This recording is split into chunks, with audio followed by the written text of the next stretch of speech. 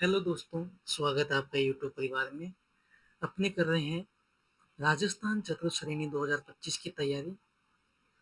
Total 35 question करेंगे साथियों। कितने क्वेश्चन आपके सही होते हैं वो कमेंट करके जरूर बताइएगा। आज का पहला प्रश्न, कर्क रेखा किस जिले से गुजरती है? कर्क रेखा है वो आपके डूंगरपुर जिले से गुजरती है। और एक जिला और है जिससे कर्क रेखा गुजरती है, आप कमेंट करके बता दीजिए कौन सा है वो जिला। वो जिला है बांसवाड़ा। राजस्थान के दो जिले से कर्क रेखा गुजरती है। प्रश्न नंबर 2 देखिए। 21 जून को सूर्य राजस्थान के किस जिले में लंबवत चमकता है? 21 जून को सूर्य राजस्थान के बांसवाड़ा जिले में लंबवत चमकता है। राइट ऑप्शन सी हो जाएगा। प्रश्न नंबर 3, राजस्थान का लगभग कितने प्रतिशत भूभाग मरुस्थल से घिरा हुआ है? राजस्थान का जो 61% हिस्सा है वो मरुस्थल से घिरा हुआ है। Right option C. प्रश्न नंबर 4, राजस्थान के किस जिले में सबसे अधिक दैनिक तापांतर पाया जाता है? सबसे अधिक दैनिक तापांतर है वो जैसलमेर जिले में पाया जाता है। सी राइट ऑप्शन हो जाएगा। प्रश्न नंबर 5 की ओर बढ़ते हैं। चैनल पे नए हो तो सब्सक्राइब कर लीजिए। हाड़ौती प्रदेश की मृदा का प्रधान प्रकार है। हाड़ौती प्रदेश की मृदा का प्रधान है वो है वर्टिसोल। राइट ऑप्शन ए हो जाएगा। प्रश्न नंबर 6, मृत नदी की उपमा निम्न में से किस नदी को दी गई है? मृत नदी की उपमा है वो घग्गर नदी को दी गई है। राजस्थान के हनुमानगढ़ और श्री गंगानगर जिले में ये नदी है। प्रश्न नंबर 7, राजस्थान की सबसे बड़ी कृत्रिम मानव निर्मित झील निम्न में से कौन सी मानव निर्मित झील है? वो है जयसमंद। ठीक है, बी ऑप्शन राइट हो जाएगा, जयसमंद। प्रश्न नंबर 8 देखिए। नोनेरा नवरेरा बांध निर्माण कार्य किस नदी पे चल रहा है? जो नोनेरा नवनेरा बांध निर्माण है, बांध का निर्माण ये काली सिंध नदी पर चल रहा है। सी राइट ऑप्शन। प्रश्न नंबर 9, राजस्थान के कौन से जिले नर्मदा नहर परियोजना के अंतर्गत शामिल किए गए? नर्मदा नहर परियोजना के अंतर्गत दो जिले शामिल हैं, जालोर और बाड़मेर। नर्मदा नहर परियोजना के अंतर्गत ये दो जिले शामिल किए गए हैं। बढ़ते हैं अगले प्रश्न की ओर। प्रश्न नंबर 10, राजस्थान की किस देशी रियासत ने सर्वप्रथम वन संरक्षण की योजना लागू की? सर्वप्रथम वन संरक्षण की योजना जोधपुर रियासत में लागू की गई थी। सी इसका राइट ऑप्शन। प्रश्न नंबर 11, राजस्थान में भील जनजाति द्वारा मैदानी भागों में कही जाने वाली कृषि कौन सी कृषि है? वो है दजिया कृषि। बी इसका राइट ऑप्शन, दजिया। प्रश्न नंबर 12, निम्नलिखित में से कौन सा वन्य जीव जालोर जिले का शुभंकर है? जालोर जिले का शुभंकर है वो है भालू। सी इसका राइट ऑप्शन हो जाएगा। प्रश्न नंबर 13 देखिए। कौन सा युग बेमेल है? सरिस्का राष्ट्रीय उद्यान अलवर सही है। केवला देव घना राष्ट्रीय उद्यान करौली ना होकर यह है भरतपुर में।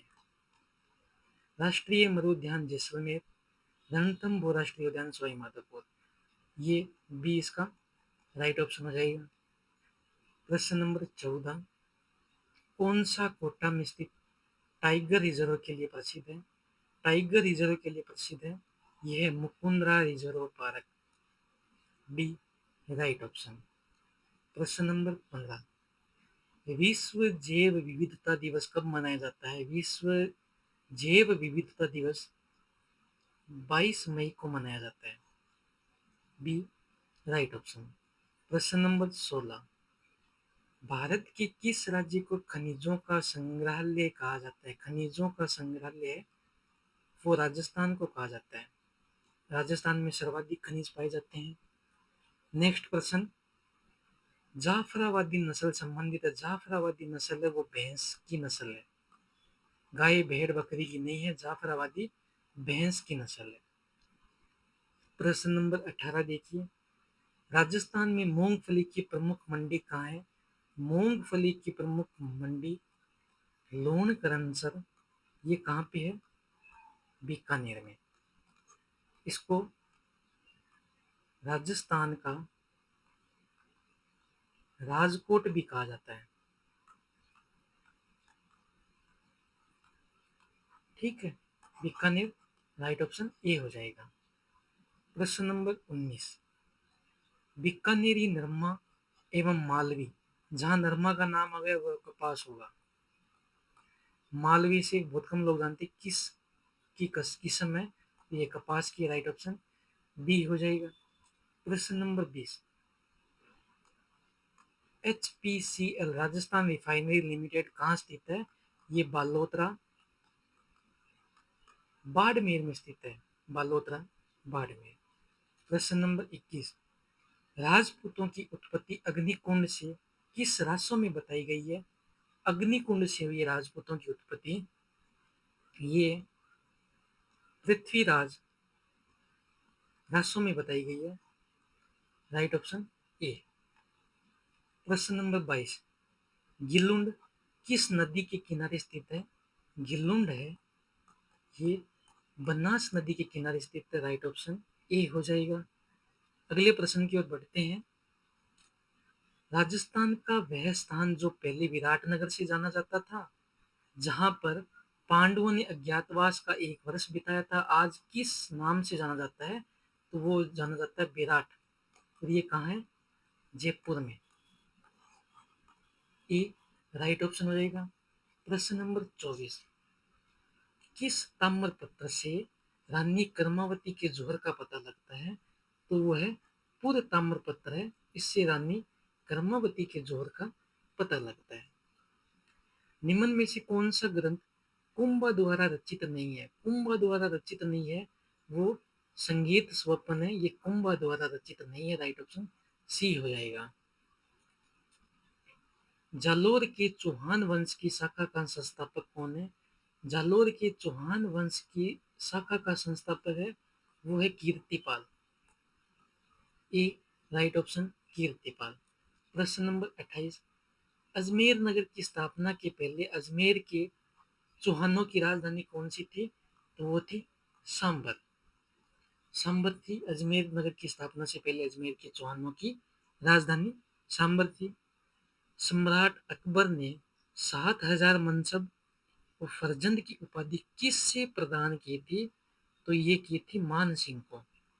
अकबर ने मान सिंह को 7,000 मनसब भी दिया था और फरजंद की उपाधि भी दी थी। किसको? मान सिंह, राइट ऑप्शन ए। प्रश्न नंबर 29, दुर्गादास राठौड़ ने मारवाड़ के किस शासक को गद्दी पर बिठाने में सहयोग किया था? दुर्गादास राठौड़ ने मारवाड़ के अजीत सिंह को गद्दी पर बिठाने के लिए सहयोग किया था। द्वितीय शाका के समय चित्तौड़ पर आक्रमण किसने किया था? द्वितीय शाका के समय बहादुर शाह ने चित्तौड़ पर आक्रमण किया था, राइट ऑप्शन सी हो जाएगा। 31 नंबर प्रश्न, राजस्थान राज्य में प्रचलित सागड़ी प्रथा क्या है? सागड़ी प्रथा ये बंधुआ मजदूरी प्रणाली, एक तरह की सागड़ी प्रथा। 32 नंबर प्रश्न, सिरोही रियासत ने अंग्रेजों के साथ संधि किस वर्ष में की थी? तो 1823 में जो सिरोही रियासत के अंग्रेजों ने सिरोही रियासत के लोगों ने अंग्रेजों के साथ संधि की थी 1823 में। कौन सी नगरी महाकवि माघ की नगरी के तौर पे जानी जाती है? महाकवि माघ की नगरी के तौर पे जानी जाती है वो है भीनमाल। ठीक। प्रश्न नंबर 34। बेगू किसान आंदोलन का नेतृत्व किया था राम नारायण चौधरी ने। बेगू किसान आंदोलन का नेतृत्व। तो आज का अपना अंतिम प्रश्न है, बिजोलिया ठिकाने का संस्थापक था, ये आप कमेंट करके बताइए। बिजोलिया ठिकाने का संस्थापक कौन था? चैनल पे नए हो तो सब्सक्राइब कर लीजिए और ज़्यादा से ज़्यादा शेयर कीजिए।